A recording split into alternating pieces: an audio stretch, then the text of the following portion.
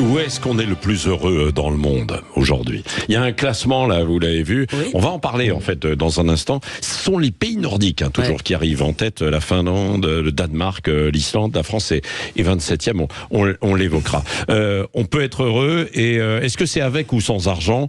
En tout cas là pour l'instant, c'est compliqué. Réunion de crise hier soir, je le disais donc à l'Élysée.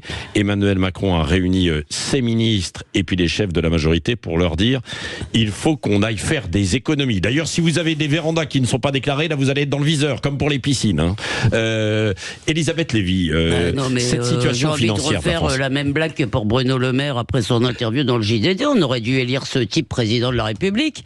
Qui? Emmanuel Macron, si vous voulez, parce qu'il a l'air d'un... Le Mozart de la finance. C'est-à-dire, non mais ce qui est intéressant, c'est que ça fait 7 ans, si vous voulez, qu'il est au pouvoir et que effectivement, moi je suis pas de ceux qui trouvent que le quoi qu'il en coûte était la plus merveilleuse idée du siècle. Je pense que on aurait pu faire autrement, mais bon, oui, je pense en ce qui me concerne que c'est un problème extrêmement grave parce que il nous handicape fortement. D'abord, nous ne sommes plus souverains en réalité. Si demain on se fâche avec les Allemands, je vous dis tout de suite, le FMI est chez vous après-demain. Tant que là, évidemment, ça tient, tant qu'il y a l'euro, tant que tout le monde a intérêt, parce que la France c'est too big to fail, si vous voulez, mais ça nous handicape, ça nous permet pas surtout d'investir pour l'avenir, parce que on ne s'endette pas. Si vous voulez, si on s'endettait pour construire des TGV ou des centrales nucléaires, mais on s'endette pour payer nos fins de mois, quoi. Alexis Poulain. Oui, c'est ça, c'est-à-dire que ça fait 7 ans que la même équipe est au pouvoir, notamment à Bercy et à l'Élysée. Et les voilà qui feignent de découvrir qu'ils ont creusé la dette à hauteur de 3 000 milliards d'euros. On le savait, le quoi qu'il en coûte, ça a été un cataclysme. Aujourd'hui, c'est 400 faillites d'entreprises PME par mois. On est revenu quasiment au niveau de la crise de 2008. Et derrière, on a un ministre de l'économie qui écrit des livres où il voit la vie en rose, où tout va bien. Il non, quand même pas. Il a dit que ça n'allait pas. Vrai, quand même, il a dit que ça n'allait pas. Bon, après la nuit, ça ne va pas, certes. Mais la solution qui est proposée, c'est maintenant d'essayer de faire des économies de bout de chandelle et de voir comment encore assécher les services publics qui sont déjà dans un état catastrophique. Je vois pas comment on peut continuer comme ça, parce que les Français continuent de payer toujours autant d'impôts. Donc il va falloir leur expliquer à un moment pourquoi on paye toujours autant d'impôts, pourquoi on travaille plus.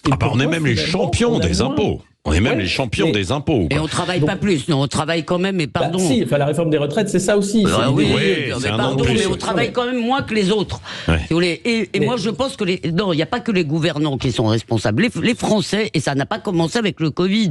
L'endettement n'a pas. Fillon, c'était ça a explosé avec le Covid. Oui, mais ça. Fillon, Fillon l'avait dit, oui. On était à 1000 milliards. Oui, c'est ça. Et déjà, il disait, on est en faillite. Là, on est à 3000. Déjà un service de la dette, si vous voulez. Le problème, c'est quand ce service de la dette ne vous permet plus d'investir pour l'avenir. Mais les Français sont drogués à la dépense publique. On leur demande... Attendez, Alexis, je vous dis juste un truc et vous me répondez, pardon. Je suis désolé.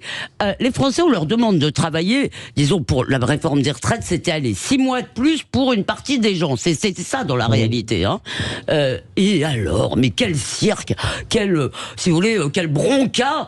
Et si vous voulez, en fait, moi, je crois qu'il y a un problème. Les gens veulent que les autres bossent pour eux. Et je trouve que nous, on n'est pas... Les gouvernants sont tout à fait critiquables, mais nous, on n'est pas terribles. Parce que c'est pas qu'un problème de vouloir travailler, c'est un problème aussi d'activité économique. Quand la croissance n'est pas au rendez-vous, il y a rien qui va. Vous n'aurez pas d'emploi, vous n'aurez pas de rentrée fiscale. Et aujourd'hui, on a une économie allemande en récession.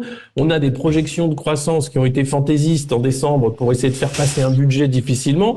Et ça s'invente pas par les politiques. La croissance, ça veut dire qu'il y a une confiance en l'avenir, qu'il y a un marché, qu'il y a des choses qui le font. Et je suis d'accord avec vous en disant que là, en ce moment, on est en train de sortir des milliards, mais c'est pas pour préparer l'avenir. C'est pour essayer d'éponger une dette qui va devenir dangereuse pour la stabilité monétaire de l'euro et pour le reste. Donc, on est vraiment dans une situation délicate. Mais on est d'accord là-dessus. On est d'accord. Je veux juste dire que les responsabilités sont partagées entre les gouvernants et les gouvernés, parce que la réalité, si vous voulez, c'est que si un gouvernement arrive et dit ou même si quelqu'un pendant sa campagne électorale dit je vais tout couper, je vais baisser les dépenses sociales, je vais faire ceci, cela, parce qu'il faut qu'on rétablisse. Je vais vous dire, il sera pas élu. Voilà. Bon, voilà. Est-ce que vous estimez qu'on est quand même dans un pays, globalement en France, où on est heureux?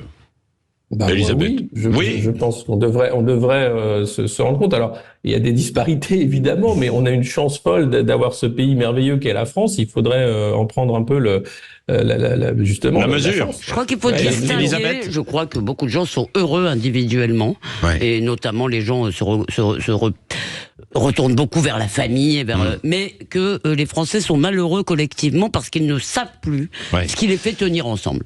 Bon, en tout cas, nous sommes 27e au classement international. Je le disais tout à l'heure, c'est la Finlande. Alors la Finlande, 7e année de suite, ce sont les pays du Nord. La Finlande, le Danemark et l'Islande, là où on voit pas beaucoup le jour pourtant.